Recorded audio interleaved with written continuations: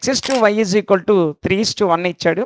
అయితే x³ - y³ x³ + y³ అనేది ఎంత అవుతుందో అడిగాడు.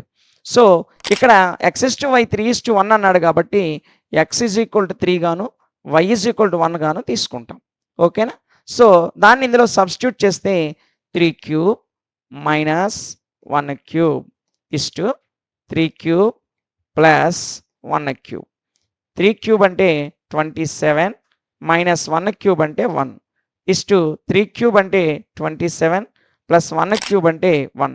27లో 1 తీస్తే 26, 27కి 1 కలిపితే 28. ఈ రెండు కూడా మనకి 2తో డివిజిబుల్ అవుతాయి కాబట్టి 2 13s 2 14s.